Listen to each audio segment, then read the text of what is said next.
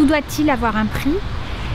C'est la question que l'on se pose dans cette séquence d'économistes. Quel est le rapport entre la nature et l'action humaine qui vise donc dans l'économie? Quelle est cette place de l'économie?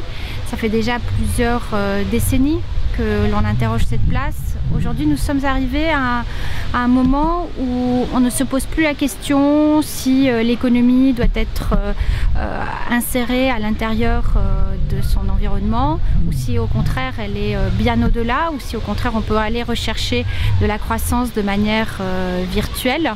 Toujours est-il que si nous répondons à la question par non, tout ne doit pas avoir un prix, alors de fait, les différentes dispositions qui sont entreprises, et notamment dans le cadre de la loi biodiversité, qui appelle à avoir de la compensation financière vis-à-vis des industriels et des entrepreneurs qui ont détruit du patrimoine naturel, et bien dans ce cas-là, il faut aller donc plus loin et véritablement poser les limites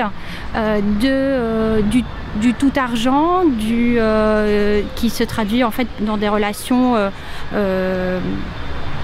exclusivement linéaires d'offres et de demandes, et de se dire si au lieu de donner un prix à la nature, on se concentrait surtout sur savoir comment faire pour pouvoir avoir un développement à l'intérieur des limites et du rythme qui nous est donné par la planète, par notre environnement.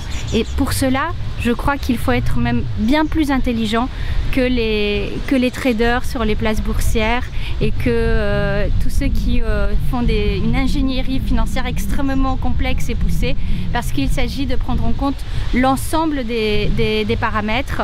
Et pour cela, effectivement, relever le défi ensemble. Tout seul, on n'y arrive pas. C'est ensemble pour pouvoir trouver cette réponse-là.